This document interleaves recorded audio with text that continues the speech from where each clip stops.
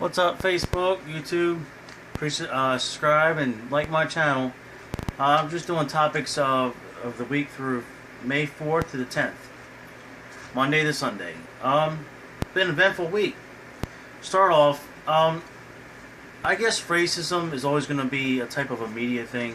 The media is always going to push that because I guess that just gets them hyped up or just helps somebody get their panties off. I don't know. But short example, Rochelle was at work. Someone came through his drive-through, and there was a white gentleman in the drive-through already, and this black lady came in and cut him off, and automatically said some racial slur. Very mean. Both customers drove off because this guy was really upset. This lady said this. And it probably related to the whole thing with the Baltimore riots. Now, let me tell you something. You know, most people would be respectful, even though you're being called a cracker or you're a white trash or something of that manner. Not many people of the Caucasian race would sit there and call somebody the N-word because most of us either have family or friends with people like that. That are not ignorant people. I'm not going to repeat the N-word, but in the dictionary, it's just an ignorant, nasty person. Of course, you know it's always going to be a big thing between the blacks and whites. You know, this is going to go on forever. You know, there are people out there who would turn around and make a really racial remarks. You know, I'm not going to name some of the remarks that go through people's heads because it's not right. And no matter what race you are, everything that's been done in one race has been done with all races. Stealing, killing, hanging, shooting, it doesn't make a difference. Okay? It don't make a background. Because you think, oh, because we got here on the ship, you got to go resort to 300 years ago. You don't know what in the hell it happened. All you do is go buy a book. Okay? So, make sure you start with the beginning of it before you think, oh, well, because you're white, I don't like you because you hung my people. No, I didn't do that. They did that back then. So, don't blame me for something that happened 300 years ago because I can't change it. Nobody can change it. Get over it, move on, and everyone can live in peace. But it's not. That's never going to happen because there's only going to be some bastard out there who's going to make a remark. To politics. Nobody really cares usually about politics, but there are people out there who do. Hillary Clinton, I don't like her, okay? I'll tell you why. I would love to see a woman in office. Yes, I would. But would they make the big difference? Because it don't make a difference if it's a woman president or a male president. Most people think there'll be a difference in the politics and the people running this country. No. It don't mean a bit of damn of anything. And the reason why is because they have to make the same decisions and all this scandal about emails. If she's so secure and private about this, having two separate email accounts, why do you have to email people securely? The government has some type of special source where they monitor all the politicians' emails and stuff like that for security purposes, I'm sure. And there's been a big thing about it. Who cares? You know, there's people dying every day of cancer, and you're worried about some stupid person sending private emails. Also, on top of that topic, too, what I need to get your opinions and comments. Do you think she's lying, or do you think she's telling the truth? Now, no politician actually tells the truth. Most don't, because of unknown sources that run behind it. The sports. The NFL and the favoritism. This go for Major League Baseball, hockey, whatever you want to call it. This is going to lead on to my next topic, And I'm sure everyone's going to be pleased about that one. Now, the favoritism, because I'm a Ravens fan, I'm not going to put any team out there. But it doesn't make a difference. If a Ravens fan, or a Rams fan, or Miami fan, it doesn't make a bit of a difference. Because there's always going to be certain owners of NFL teams that are going to be kissing Roger Goodell's ass, or Roger Goodell kissing their ass. And like I said, there's been, leading up to this next topic, I'm sure it's going to hit a few chords. You know, a lot of fans, I have a lot of fans on Facebook that are Bronco fans, or Colt fans, or Patriot fans, whatever. I'm not going against anybody here. I'm a Ravens fan, but I have an open mind and an open source of knowledge that I'm sure everyone would like to hear. I might go on my rants about this stuff, but I looked into this more prior, or more deeply than just what you see on the TV and ESPN. There's always going to be favoritism, because certain owners had the say that they put Roger Goodell in. Roger Goodell comes in, everything goes in a whole different direction. A lot of people don't like him. A lot of people do. Whatever. So, the next topic is Tom Brady. Of course, everyone's probably heard about the Tom Brady scandal with him having knowledge of the less weight in football, deflated football. Well, you know, let me tell you something about this. Okay? This is not news. This is 10 years of worth of stuff. First, you had 4 years of spygating on the other team and winning Super Bowls. If Lance Armstrong lied and did all that, if Tiger Woods did what he did with the cheating, Lance Armstrong did with his drugs, okay, and lied, and then they got to take his medals away, and then Tiger Woods Tiger Woods' reputation gets hurt, and because all his having a sex addiction. Okay, everyone has a fucking addiction. Who cares? They play golf. Tom Brady, you know, I'm not a Patriots fan. As many knows, I don't like New England that much. I had a bad experience up there, to why I don't like people. And a certain location up there. Not everybody, just in a certain location. I feel that they do cheat. I'm not saying it because I don't like them. I'm saying that as a true sports fan. You know, and there's one person, LS, that I'm not going to mention here. Initials LS. You know, he's a big Denver fan. And I respect him a lot, and I also respect RL, who is another friend of mine who's a Colts fan. And I've discussed with him, he's been around for a long period of time, who has good enough knowledge to know, you know, about this sports. And I feel that, yeah, Andrew Luck, they could have a rematch, and Tom Brady probably still kick his ass. But again, if he knew, in your guys' opinion, aside from your professional opinion as a sports fan, but what is your personal opinion what they should do for Tom Brady? Because in any other sport, they take away your trophies, your awards, your sponsors, put a foot up your ass, and they just leave. And you're a shell of luck.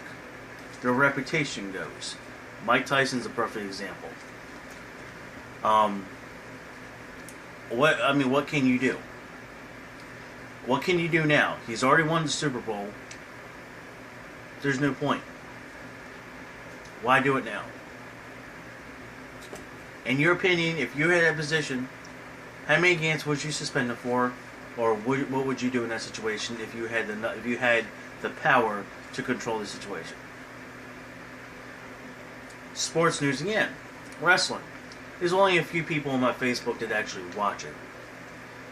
But Seth Rollins, you know, the talker of the Shield, now the WWE champion. He's a different character. He reminds me of Edge. How Edge used to sneak in and win the title all the time. So Edge did that when he was working with Lita about 6 or 7 years ago. He come in with money in the bank. He just came in and took it from Cena and won. Not a lot of people liked him at first. And then he became this awesome character that everyone fell in love with. He was cool. He was different. Seth Rollins is like that, in my opinion, because he's the last. He waits until the perfect opportunity, and he waits until everybody else does the work, and then slides in like a snake and gets his prey. And he's exactly what Edge did all the time. Edge always did that, and any wrestling fan knows that. On the regular media news, this is not really new news. This is a big, touchy, really hard emotional subject for many people who are dog or animal lovers or animal owners. There was a Shar-Pei in a city last year, a couple years ago, and the neighbors, apparently this dog had a habit of getting out of the yard, and the neighbors knew who this dog was. Well, the cops, again, this is Baltimore City. This is getting really old.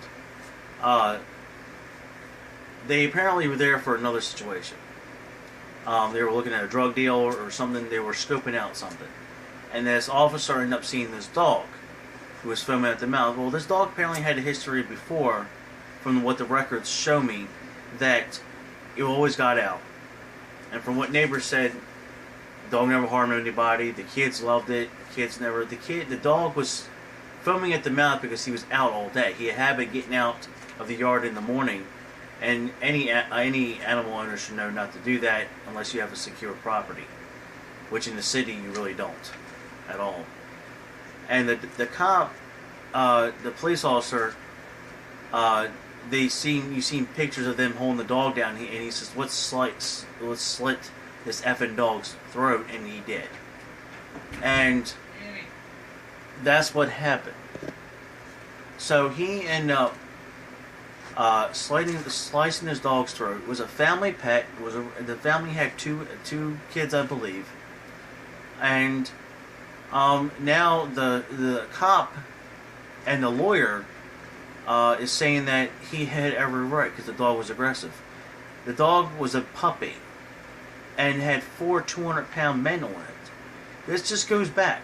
If you're going to start a riot in the city because of someone getting killed by police in the wrongful way, then where are all the protests about the goddamn dogs and animals getting killed?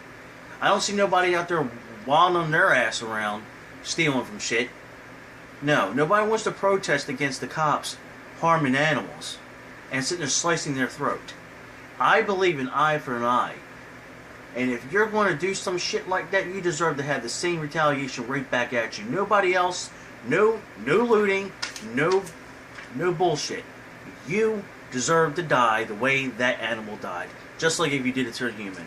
That's my personal opinion. Unfortunately, people are so goddamn politically sensitive nowadays that capital punishment is a thing of the past. Well, no.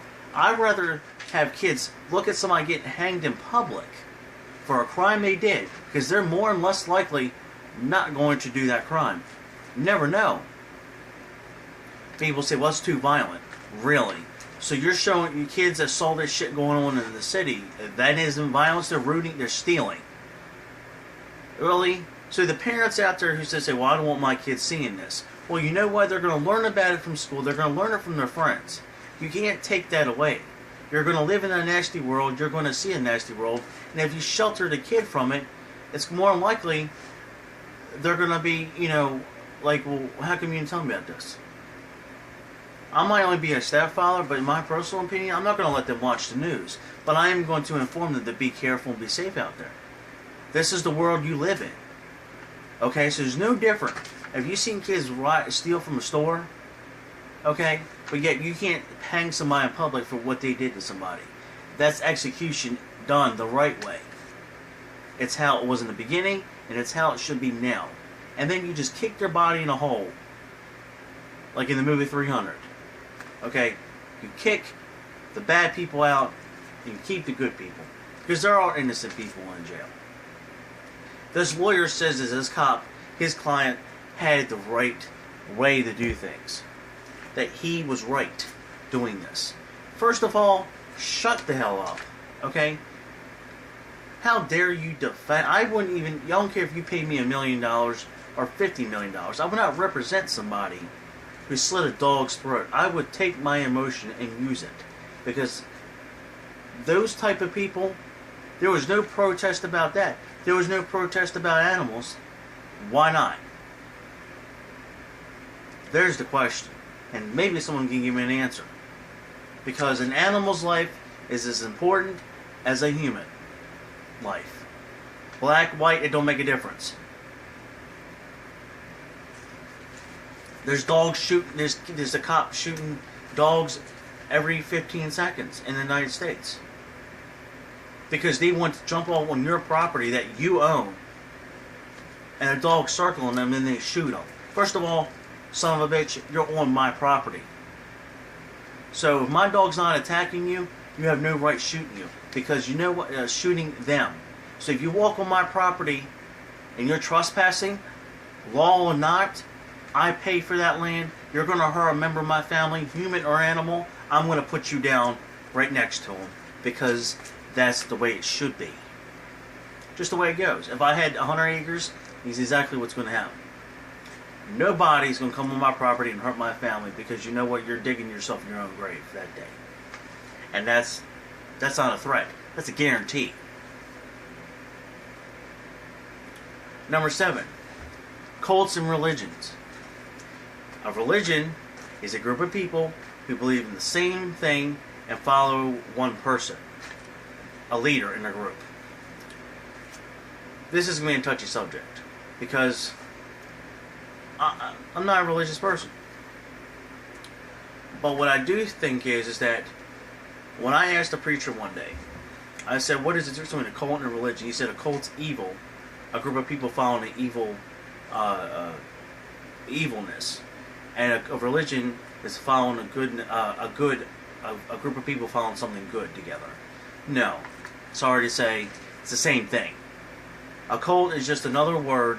A religion is just another word because the Christians believe that using that word is more cynical and, evil. It's the same thing.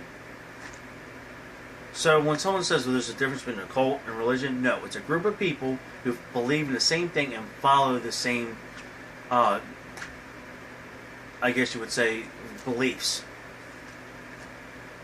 I'm not saying anything about religion. I'm just saying that religion and cults aren't much different from each other. They're not. Good, evil, don't make a difference. Local gas station. Actually, I did not know about what gas station it was until I was at 7-Eleven and someone told me. Over here, on being able, or some hash, or whatever you want to call it, some type of man-made marijuana, really bad stuff apparently, and it was made it illegal to sell in any department store or retail store, or any place that sells tobacco. This place apparently was still selling it. Homeless people in their 40s and 50s either smoked it or did something and not doing too well. You end up going to hospital, fair in critical condition the last time I checked. A lot of people blame the business owner. Okay, I would give him a fine for it, but he's not responsible for them people. And people knew what they were doing. He's responsible for what he sold. And them people are the ones that did it, okay? You can leave a horse to water, but you can't make him drink it. Just saying. Number 8. I think it was Azatar or something like that. There was a family that owned the Empire Towers. Everyone in Glen knows where that's at, on Virginia Highway, next to Burger King. Well, apparently the family who owned the grandfather or whoever father passed it down to his son. Well, the third generation gentleman embezzled money. He got about $7 million embezzled. He told investors they were going to accompany bonds, and the bonds were pretty much worthless. So, by the time everything is, he racked up about $36 million. The management company owns this place. And it hurt the family because the guy used the well-known family contacts, investor-wise, and he got expensive vacations, expensive cars. You know, if I'm an investor, I'm going to be up someone's ass. So, that's another dent in Anne Arundel County. That, you know, if there's potential investors out there that were going to invest in young people, as myself and others, to be owning their own business or need help starting their own business, even if they have a solid business plan, it's hard for any investor to believe in somebody, because you have people like that who use their contacts and they use it to their advantage and hurt people who want to start their own business. And that's wrong, because it makes it hard for people like I and others to do that. It was William something Azar III, some weird name. But as a management company bought it for $3.1 million, and for a building that size, it's really not that bad if you have the cash to do it. At the time, they had still 40% missing of businesses that were in the place. So 60% of the building was occupied, but the other 40% was gone, still missing.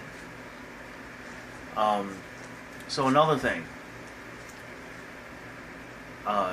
he seems to be paying back all that money. He's put in jail for 23 years. So my question is, what would you do if you found out someone that you took millions or hundreds of thousands of dollars from you, and he spent it on the Aston Martin, or a vacation, or a boat?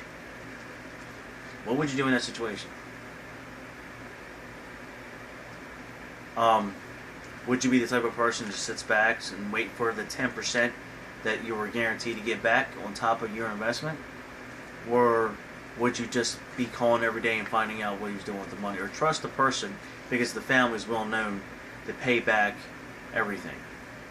This guy exhausted 2 or 3 credit lines, which again, to make a small business owner try to get a loan from a bank even more impossible. So anyway, how do you expect somebody like that who stole all that money to return it when you don't have any? Well, this is the topics of the May 4th, 2015 to 5/10. Please like, share, and subscribe to my YouTube channel. I hope everyone likes it.